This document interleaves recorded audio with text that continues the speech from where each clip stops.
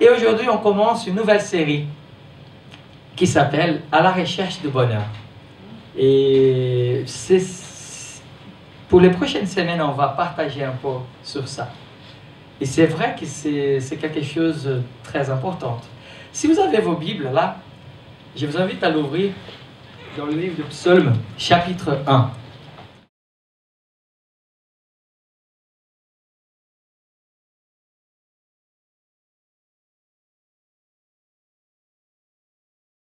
C'est vrai que c'est incroyable ce que ce texte il nous montre. Merci. On a lu que son amour est un Dieu. Il trouve son amour dans la loi de Dieu. C'est ça qu'on a lu. Et après, son plaisir dans l'Éternel. Il y a une traduction qui dit amour, une traduction qui dit plaisir. Et on va parler un peu pour ces prochaines semaines sur la recherche du bonheur.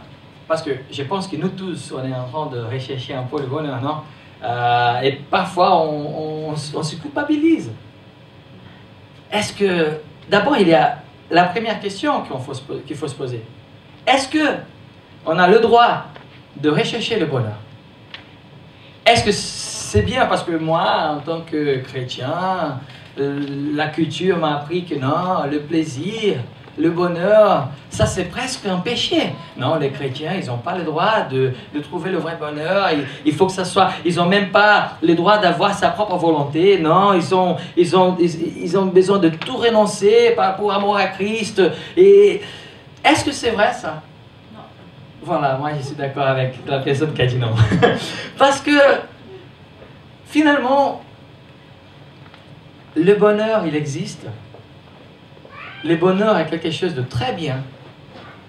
Et d'abord, la première question qu'il faut se poser, on va en parler pendant les prochaines semaines, on va beaucoup parler, mais la première chose qu'il faut voir, c'est que le bonheur, il n'est pas un péché. Le plaisir, il n'est pas un péché. On a le droit de chercher le plaisir. On a le droit de vivre le plaisir. On a le droit de savoir, de faire des choses. Moi, j'aime faire du vélo. Et je recommence un peu. Là, cette semaine, j'ai fait 60 km, c'était déjà pas mal. Par contre, on a un ami à notre église qui, quand j'ai dit j'ai fait 60 km, ah, c'est bien. Et là, il fait 200 km. Je dis non, mais c'est pas possible. Il y a toujours, voilà, quelqu'un. Et il fait vite, hein, il roule vraiment vite. Moi, je ne peux pas l'accompagner. Et ça me donne beaucoup de plaisir de faire ça. Moi, j'ai des amis cette semaine qui sont partis jouer au foot volley. Ils étaient super contents pour l'enterrement de vie de garçon de David. Avant son mariage, on est parti jouer au pot-ball. Ça se dit comme ça en français, pot-ball. Voilà.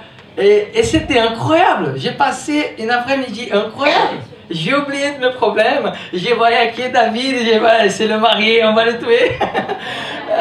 Oh non, je rigole, il faisait même partie de mon équipe, hein. J'étais en train de soutenir pour David. Ouais, mais on a tous triché contre lui. Mais en fait, ça provoque du plaisir. Est-ce que c'est mauvais de vivre le plaisir? Est-ce que c'est mauvais de vraiment rechercher le bonheur? On vient de lire un texte qui dit « Heureux l'homme que... Il ne fait pas certaines choses, mais il y a une chose qu'il fait. Il trouve son amour, son plaisir dans l'Éternel, dans la loi de l'Éternel. » Alors, le problème, c'est que c'est pas qu'on ne doit pas chercher le bonheur. Le problème, c'est qu'on n'est pas au courant, c'est pas trop clair pour nous qu'est-ce que c'est le vrai bonheur. C'est ça la différence. Parce que finalement, on cherche un peu partout le bonheur. Là, il y a même une liste de plusieurs choses que on pense qu'en remplissant cette liste, voilà, j'ai trouvé le bonheur. J'ai ma voiture, j'ai ma maison, je suis marié, j'ai l'argent, j'ai un bon travail. Là, c'est bon, j'ai le bonheur. Et c'est ça le problème. On est très, et je vais utiliser un mot assez fort, mais on est très médiocre quand on pense comme ça. Parce que quand on lit la Bible, quand on prend de la Bible, et on lit ce que Dieu, Jésus, il parle par rapport à ça, on voit qu'on est vraiment des petits enfants parfois. Quand on voit les promesses de Dieu pour son Église, quand on voit ce que Dieu il est en train de dire, de parler, voici qui je suis, nous voyons que c'est comme des enfants. Vous voyez par exemple, je ramène mon fils au jardin de Tuileries. Et là, il a une petite lac, c'est même pas un lac, c'est juste voilà, un bassin d'eau. Il y a des bateaux. Il s'amuse énormément avec les bateaux. Et là, il s'amuse, il commence, il voit le vent, on voit l'enfant en train de s'amuser. Et après, j'ai dit à mon fils, mais ça te dirait de sortir d'ici et d'aller dans un hôtel 5 étoiles à 3 heures d'ici pour rester tout le week-end avec plein de choses. Probablement, il va me dire, non papa, laisse-moi tranquille, je suis en train de faire ce que je veux faire, c'est incroyable, c'est la plus grande chose de ma vie, c'est ma joie complète. Parce que tout simplement, il n'est pas au courant de ce qui peut se passer dans un hôtel 5 étoiles avec plein de choses tout le week-end, avec plein d'animateurs, de jouets, de choses. Vous voyez la différence? Parfois, nous sommes comme vraiment... Je me souviens quand Pedro il était un peu plus petit, c'était drôle. Parce qu'on venait avec des bons cadeaux. Voilà, des voitures, de pompiers, des choses comme ça, de Lego, de Playmobil. Et on lui donnait le cadeau. Et là, j'étais fier. Ah, il va bien profiter de ces cadeaux. Vous savez ce qu'il faisait? Il prenait la boîte. Il jouait avec la boîte. Toute l'après-midi avec la boîte. Et là, je regardais le Playmobil, le Lego, machin. Je me disais, mais pourquoi j'ai dépensé autant d'argent avec ça si je joue avec la boîte? J'ai pris aller au Monoprix, demander une boîte en carton, je vais faire une peinture en jaune, en rouge. Il était tout content avec la boîte. Parce qu'il n'était pas vraiment au courant du vrai cadeau qu'il était en train de gagner. Il s'amusait avec la boîte. Pourquoi on vit le moment de louange comme ça? Est-ce que Dieu, il a vraiment envie que nous soyons toujours en train, comme des fantoches, en train de dire, on t'adore, soyez exaltés. C'est pas ça. Il n'est pas quelqu'un très orgueilleux, ça se dit, qui pense qu'on va toujours essayer de devenir des fantoches et rester en train de... C'est pas ça. Ça, c'est juste la conséquence d'un vrai plaisir qu'on trouve en lui. C'est ça qu'on va partager ces prochaines semaines. La louange, les choses qu'on fait à l'église, les conséquences de ce qu'on vit ici, le fait même de louer cette salle, de dépenser l'argent avec cette salle. C'est pas pour dire oui, on a une église, oui, on va établir un bâtiment, on va établir une dénomination. C'est pas pour ça. C'est parce que on est en train de trouver le vrai plaisir. Heureux l'homme qui trouve son plaisir dans l'Éternel. Le monde entier, il est rempli d'expressions de, entre guillemets, louanges spontanées. On ne parle pas de chrétiens là. L'amoureux, il est toujours en train de faire des compliments à l'amoureuse, quoi. C'est toujours comme ça, il est toujours en train de, entre guillemets, louer cette personne. Malheureusement, il y a des histoires qui avant le mariage c'est comme ça, après le mariage tout change. Moi je ne suis pas d'accord avec ça. Hein. Il faut bien faire attention. Hein. Dalil, elle me réclame ça hein, de temps en temps. Elle me dit, si où les fleurs que tu me donnais toutes les semaines? Je dis, attends mon ami, allez. Il ne faut pas qu'elle demande, il ne faut pas que les femmes nous demandent des choses comme ça. Il faut qu'on continue. Parce que c'est ça, le vrai plaisir. On le trouve partout. Le lecteur qui est toujours en train d'exalter, de louer, entre guillemets, son poète favori. Les joueurs, ils parlent toujours de la plus belle match, non, le plus beau match, le mieux. Il est toujours, ouais, tu vois les buts que j'ai marqués ces jours-là, c'était la gloire, voilà. Il y avait 5000 personnes au Stade de France, pas 98 s'il vous plaît, mais... en autre année, parce que 98 pour nous les Brésiliens c'est quelque chose de pas terrible à vivre. Hein. Mais bon, on peut dire une autre fois, peut-être. Et là, c'est toujours comme ça, le promeneur, il est en train de faire un promenade, il s'arrête, il voit un paysage, il craque. Et là, on commence à trouver des plaisirs, des moments de plaisir. Mais des moments de plaisir qui sont peut-être très courts. Des moments de plaisir qui sont peut-être très, très petits. Et c'est ça où on trouve des problèmes. C'est ça où les problèmes ils vont commencer. Quand on commence à chercher ces types de plaisirs qui vont juste avoir une façon un peu d'anesthésie sur nos cœurs. C'est juste le plaisir qui va, entre guillemets, je serai un peu plus cool, ça sera un peu plus relax pour moi aujourd'hui, mais dans 10 minutes, dans 15 minutes, je recommence ma vie. C'est pour ça que les gens sont en train d'utiliser des drogues. C'est pour ça que les gens n'arrivent pas à arrêter de boire l'alcool. C'est pour ça que les personnes n'arrivent pas à arrêter de fumer des cigarettes. Parce que finalement, derrière tout ça, il y a une vraie recherche de bonheur. Ça, c'est quelque chose de vrai et qu'on ne doit pas du tout éviter. C'est ça les vraies erreurs de plusieurs personnes et surtout quelques églises. Quand elles sont en train de dire « le plaisir, ce n'est pas pour nous ». C'est faux. C'est faux. Au contraire, il faut qu'on cherche le plaisir. Il faut qu'on cherche, mais la différence, c'est qu'il faut qu'on commence à essayer de grandir un petit peu plus. Et de jouer pas qu'avec des boîtes. Pas qu'avec des plaisirs que dans 5 minutes vont se casser et on va pleurer. Ah! C'est comme ça. Les addictions, c'est toujours comme ça. On commence à faire une chose, ça nous provoque vraiment du plaisir. Et finalement, 5 minutes plus tard, on devient pire. C'est ça le problème. Est-ce que ça existe un plaisir, un vrai plaisir? Est-ce que ça existe quelque chose qu'on peut chercher et qu'on va trouver, et que si on trouve, c'est un peu pour toujours? C'est un peu vraiment beaucoup plus grande, beaucoup plus profonde que le plaisir de 5 minutes, de sexe, de la gloire.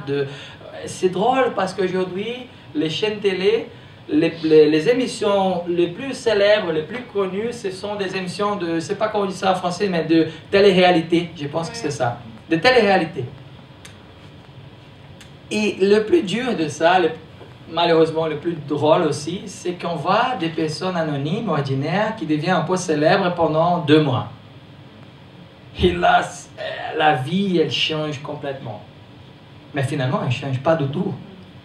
Mais ils pensent que ça a changé. Voilà. Et la vie qui peut-être peut durer 70, 80 ans, ils n'arrivent plus à la voir comme ça. Ils arrivent juste à voir la petite boîte du cadeau. Et là, ils pensent, là c'est bon, là j'ai réussi, j'ai la gloire, j'ai toutes les choses pour moi, voici ma vie.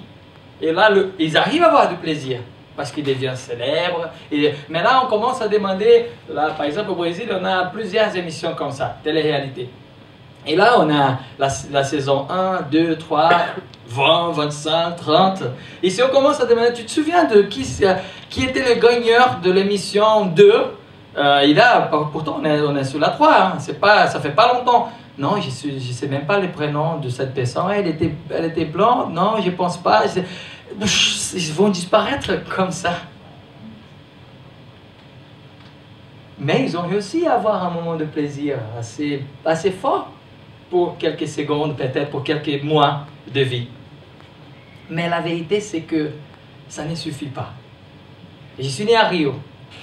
Une ville, je vous assure, merveilleuse. J'aime la ville de Rio. Les plages, on a beaucoup de problèmes aussi à Rio. Beaucoup de problèmes, beaucoup de pauvreté. Mais bon, c'est la ville de rêve pour plusieurs personnes. Toujours quand je rencontre des amis français, et là, quand je dis que je suis brésilien et j'habitais à Rio, ils me disent toujours la même chose. Mes voisins, dans mon bâtiment, c'est pas... Moi, parfois, je pense qu'ils ont organisé ça, parce que tous mes voisins, ils ont dit la même chose. Ils ont dit, mais qu'est-ce que tu fais là? Venez, pars-toi d'ici. Sors, vas-y, rentre au Brésil. La ville de rêve. Pourtant, je vous assure aussi que je connais plein de personnes complètement déprimées là-bas. Plein de personnes complètement tristes à Rio. Plein de personnes qui n'ont pas réussi du tout dans leurs affaires. Je suis né là-bas. C'est une vie merveilleuse. On a plein de bonnes choses, mais écoutez, ça ne suffit pas. Mais après, et c'est pour ça que j'étais étonné, parce que je ne m'attendais pas que mes amis français ils allaient dire ça. Parce que après, moi, en tant qu'un outsider, un Brésilien, parce que c'est comme ça que toute la planète voit, je déménage et j'arrive à Paris. Paris, c'est encore plus grand, quoi. Paris, c'est la ville de rêve de tout le monde. Ah oui, si on dit Paris, c'est le sourire. Ah mais tu habites à Paris, ah mais quel bonheur. Si tu vas partout dans le monde, c'est toujours comme ça. Après c'était, ah tu es à Rio, mais quand tu dis le mot magique Paris, ils oublient que Rio existe. C'est un peu ça, et c'est vrai. Et c'est incroyable. Et c'est la ville lumière. Pourtant, moi j'ai plein d'amis sur Paris qui sont complètement déprimés, qui sont complètement tristes, qui sont complètement au point de se suicider. Et là j'ai dit, mais je ne comprends pas. Mais oui, je comprends. C'est tout à fait ça. Le monde entier, il est à la recherche du bonheur. Et ça, ce n'est pas un problème. Pas du tout. Parce que nous faisons partie de cette histoire-là. Nous aussi, nous sommes à la recherche du bonheur. Moi, toi, chacun de nous. Le problème, c'est quel bonheur on est en train de rechercher. Est-ce qu'il va vivre pour toujours? Est-ce que ça sera le vrai bonheur? Ça me rappelle la célèbre, assez triste politique du pain et cirque, qui était, voilà, pendant l'Empire romain, ils ont établi la politique du pain et cirque. C'était très connu, parce que c'était un peu notre histoire d'aujourd'hui. L'Empire romain, il était vraiment puissant, et la ville, elle a beaucoup grandi, et c'était dans la ville où il y avait les petites possibilités de travail. Et voilà, il y avait beaucoup de gens de partout qui venaient juste pour essayer de trouver un travail. Ils devaient habiter dans de tout petits appartements, tout cachés, pas très différents de Paris. On est tout, voilà, petit, c'est ça. Si on trouve en 45 mètres carrés, 50 mètres carrés, c'est bien. C'est incroyable ça, parce qu'on habite vraiment petit. On n'a pas très d'espace, mais à Rome, c'était pire. Et comment tenir cette société qui est en train d'exploser, quoi, qui est en train de vivre une bataille? Parce que s'il y a des problèmes, il y a des crises, s'il y a des crises, il y a des besoins, s'il y a des besoins, ils peuvent devenir furieux. Comment ils ont trouvé un moyen de faire que ça marche? Ils ont établi la politique du pain et cirque. Et c'était quoi ça? Ils donnaient de la nourriture très basique, mais au moins il en avait. Et là, personne pourrait dire, ouais, on n'a pas quoi manger. Oui, vous en avez. Voilà, c'est là. Et aussi, il donnait un peu d'entreteniment. Un peu de choses pour qu'ils puissent s'en sortir, trouver un peu de plaisir. Vous voyez? C'est ça. Parce que le plaisir, il est toujours là. Et c'est nous. Franchement, je pense que vous serez d'accord avec moi. Moi, j'espère, franchement. Essayez de vous rappeler la dernière fois où vous avez eu vraiment un sentiment de plaisir.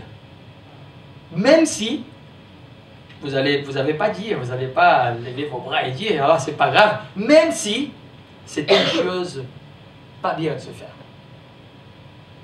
Essayez de vous rappeler, c'était bien, non? Le sentiment, au moment où vous étiez en train de faire quoi que ce soit bon, soit mauvais, c'était bien. C'était un bon sentiment. Et c'était comme ça la politique du pain et cirque. Et après, ils avaient des colisées remplis de gens, avec des massacres et des choses comme ça. Mais c'était bien, tout allait bien. Et le problème, mes amis, c'est que parfois, on est en train de vivre cette vie de la politique de pain et cirque sans s'apercevoir.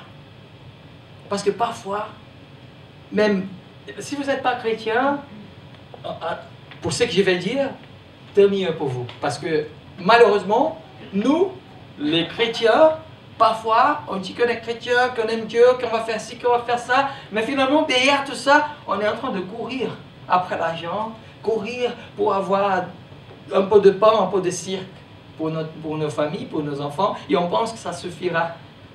Et là, on vit une vie entière en train de courir après un peu de pain, un peu de cirque, mais ça ne suffit pas. Et voilà ce que j'ai découvert. J'ai découvert une chose très, très fantastique. Et c'est pour ça que je vous encourage à venir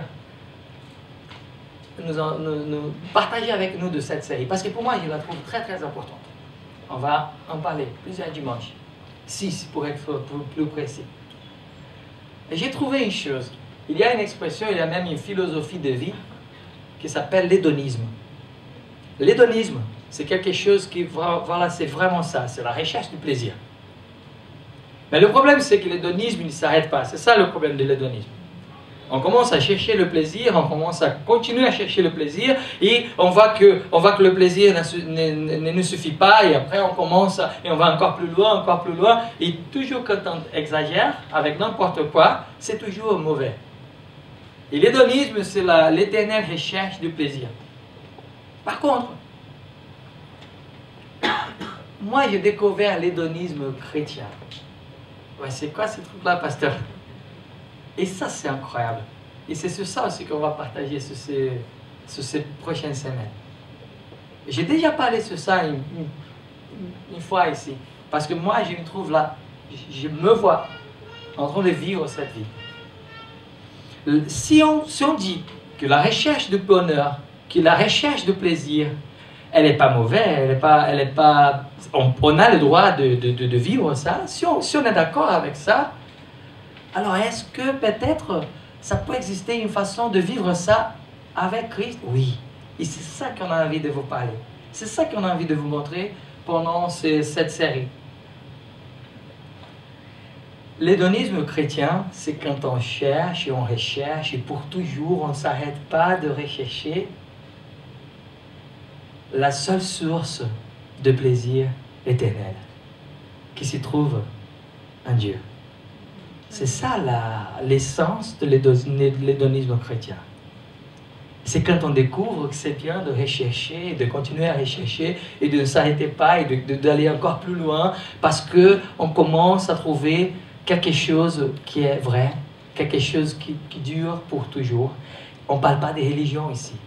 On ne parle pas de catholique, chrétien, machin. Non, on parle d'une vraie relation, d'une vraie recherche à la source de toutes ces choses, qui est beaucoup plus grande que l'Église protestante, qui est beaucoup plus grande que l'Église catholique, qui est beaucoup plus grande que les Juifs, mais qu'il y a un nom qui est au-dessus de tous les noms, qui s'appelle Dieu. Et quand on commence à rechercher Dieu, on commence à trouver le vrai plaisir. On commence à vivre quelque chose qui déborde. Et que parfois, bien sûr, et si vous êtes là, ça fait quelques moments, vous avez déjà entendu ça, c'est aussi une autre chose qui est complètement faux. C'est un mensonge de dire que les chrétiens n'ont pas de soucis. Ça, c'est faux. Ça, c'est faux. Une fois que vous devenez chrétien, tous vos problèmes vont disparaître. Ça, c'est faux. Une fois que vous devenez chrétien, vous allez avoir beaucoup d'argent, vous allez avoir plein de choses. Ça, c'est faux. Si vous travaillez bien. Si vous êtes en train d'être honnête, je crois que Dieu, il peut tout faire. Tout faire. Il peut nous donner beaucoup d'argent. Il peut nous donner beaucoup de santé. Je crois à ça. Il peut nous donner beaucoup de choses qu'on ne peut même pas imaginer. Mais le vrai hédonisme chrétien, c'est quand on n'est pas en train de rechercher les conséquences de ces dieux. Mais on est en train toujours de rechercher la source. C'est comme si on commence à marcher dans une rivière dans le contresens. Elle commence grande et on commence à marcher, on commence à monter la montagne et là on arrive sur la fontaine. Tout petite, mais très puissante. Ça, c'est l'hédonisme chrétien. C'est quand on commence à découvrir Dieu lui-même. Au-delà de toutes les religions, au-delà de toutes les caractéristiques qu'une dénomination peut dire, ouais, il faut que ça soit comme ça, et une autre dénomination, il va dire, non, il faut que ça soit comme ça, non, pour devenir... Franchement, j'aime pas plus avec ces choses. Dieu, il est beaucoup au-delà de tout ça. Il est beaucoup plus grand que tout ça. C'est pas à moi, en tant que pasteur, de donner des ordres, de dire, ouais, pour louer Dieu, pour adorer Dieu, il faut que ça soit ce chant, il faut que ça soit au théâtre de gymnase. Non! L'hédonisme chrétien, c'est quand on commence à rechercher et on ne s'arrête plus de rechercher Dieu Tout-Puissant. Et on commence à découvrir. Et là, mes amis, je vous assure, on commence à trouver le vrai plaisir. Et on commence à voir que ce plaisir, il ne s'arrête pas. Et on commence à voir que malgré les difficultés de vie, malgré le problème qu'on a, malgré le loyer qu'on doit payer à la fin du mois, malgré les choses qu'on doit vivre, on doit vivre tout ça avec beaucoup de responsabilités, surtout les chrétiens. Mais malgré tout ça, on peut trouver le vrai plaisir. Et le vrai plaisir, il ne se trouve qu'en Dieu. C'est ça, c'est à ce sujet-là qu'on va parler pendant ces prochaines semaines. Bien sûr que je ne vais pas tout dire aujourd'hui, sinon c'est pas drôle, quoi. On va juste parler de 5 points pour que vous puissiez vous rappeler, et après, pendant les semaines, on va continuer. L'hédonisme chrétien est une philosophie de vie qui s'appuie sur 5 convictions fondamentales. D'abord, la recherche de bonheur est quelque chose de naturel et pas mauvaise. Pour qu'on puisse comprendre ça, il faut qu'on puisse vivre ça. Il faut que vous puissiez sortir d'ici libre. Ah, j'ai le droit de chercher quelque chose qui va me donner le plaisir. Par contre, il faut savoir si ce plaisir, il dure pour toujours ou pas. C'est ça. C'est pas juste une chose. La deuxième chose, nous ne devons jamais nier notre désir de bonheur. Ou non plus de lui résister, comme si c'était une impulsion mauvaise ou un péché. Jamais penser comme ça. Je vous encourage à rechercher le vrai plaisir tous les jours, à vivre une vie avec plein de plaisir tous les jours. Je vous encourage, ne résistez pas à ça. Ça c'est bon. Ça c'est quelque chose qui nous fait du bien. Il faut juste savoir si vous êtes des enfants en train de jouer avec des boîtes ou si vous êtes en train de poursuivre le vrai plaisir.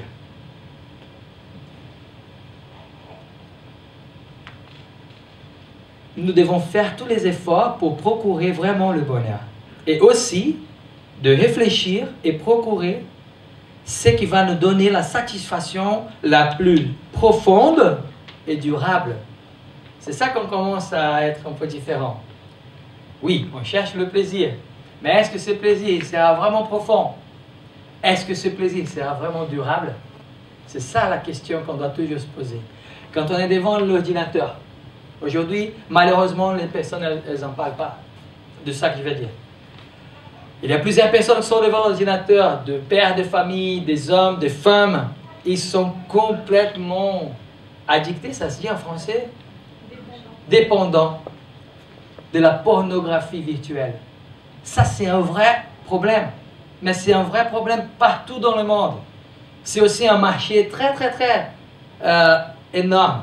On a des salons de pornographie partout dans le monde parce que c'est incroyable combien d'argent ils peuvent faire avec ça. Et là, on commence à réfléchir, qu'est-ce qu'il y a derrière tout ça?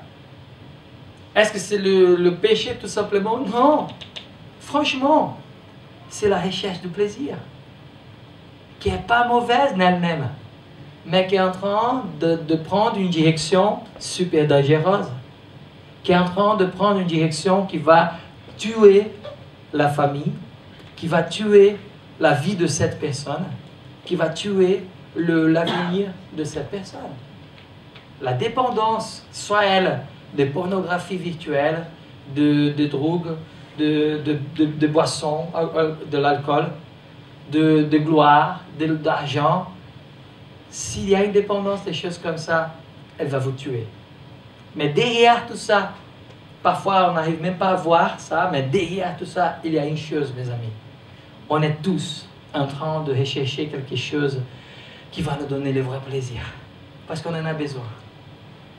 On est des êtres humains. Notre nature, comme la gravité est présente sur la nature, la recherche de plaisir est présente sur nos vies. Il faut que ça soit clair pour nous. C'est pas mauvais. C'est pas mauvais de vivre le plaisir. Mais est-ce qu'il est profond? Est-ce qu'il est durable? Le bonheur, la troisième chose, le bonheur le plus profond et le plus durable ne se trouve qu'en Dieu. Ça, c'est une affirmation, une conviction de quelqu'un qui est en train de rechercher le plaisir, de quelqu'un qui se voit de plus en plus comme un hédoniste chrétien. Parce que je vois ça comme quelque chose de très bien. Parce que toujours je suis en train de voir la gloire de Dieu telle qu'il est, telle qu'elle est. Je vois de rechercher la face de Dieu, rechercher Dieu, le patron de cette église. Et je vois, mon Dieu, c'est incroyable. Mais quel plaisir. Mais quelle chose, quelle bonne chose. Quatrième point, le bonheur que nous trouvons en Dieu atteint son sommet lorsqu'il est partagé avec d'autres personnes. Ça, c'est bien aussi. Dieu ne nous a pas donné sa gloire en pot de son amour pour qu'on puisse garder et rester nous tout seuls avec ça. On n'est pas des dépôts, on n'est pas des caves. Vous voyez des caves derrière, en bas du bâtiment.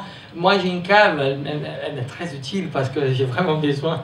Mais elle est tout cachée, il n'y a pas de lumière, personne ne sait qu'il est dedans. Dieu ne nous a pas donné son amour, sa gloire, pour qu'on puisse le mettre dans la cave de nos vies. Au contraire, une lumière, on ne peut pas mettre une lumière derrière la table, en bas du rideau. Il faut qu'elle soit bien vivante, il faut qu'elle puisse apparaître. Et le plaisir, c'est comme ça. Le bonheur que nous trouvons en Dieu, il est quand même plus fort quand on le partage avec nos prochains. C'est pour ça que la Bible nous dit que le plus grand commandement, c'est d'aimer Dieu. Parce que là, on voit très clairement le but d'un hédoniste chrétien, quoi. Quand il trouve son amour, son plaisir, son amour sur la gloire de Dieu. Et après, on voit très clairement la puissance de ça. Mais tout de suite, Jésus dit, eux, pas après, pas et puis, mais eux, ensemble, aimez vos prochains. Et c'est ça le plus grand commandement que nous avons. Vous savez, moi en tant que pasteur, c'est quand même dangereux de dire ça. Hein? Le plus grand commandement que vous avez, ce n'est pas de venir à l'église tous les dimanches. C'est dangereux de dire ça en tant que pasteur. Mais au-delà d'être pasteur, je suis chrétien. Je suis quelqu'un qui aime le Seigneur. Et je crois vraiment à ce que je suis en train de dire. Parce que pour moi, c'est juste la conséquence. L'église, elle n'est pas une obligation. Franchement, mes amis, j'habitais à Rio, à 5 minutes de la plage.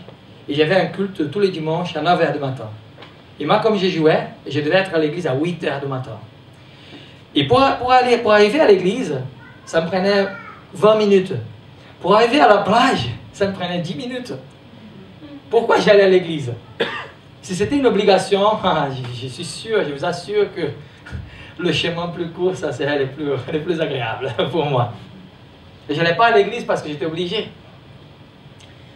La conséquence de ça, c'est tout à fait celle-là. Si on trouve le bonheur, si on trouve le plaisir, on a un énorme plaisir de venir dimanche pour célébrer, pour partager ça ensemble.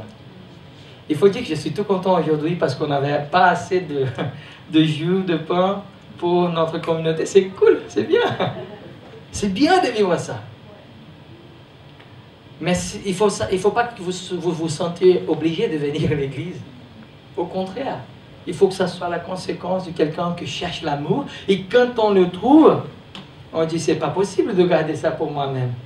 C'est pas possible de garder ça dans ma cave, dans ma poche, quoi. Vous voyez, les chrétiens, James Bond, c'est les chrétiens qui sont en train de travailler. Ça fait des années qu'ils sont en train de travailler. Et là, ils ont des amis de travail. Et là, ils sont là, voilà, machin, travailleur, hard worker. Et finalement, 5 ans plus tard, un ami de son travail dit, ah, tu sais, moi, j'ai connu Jésus.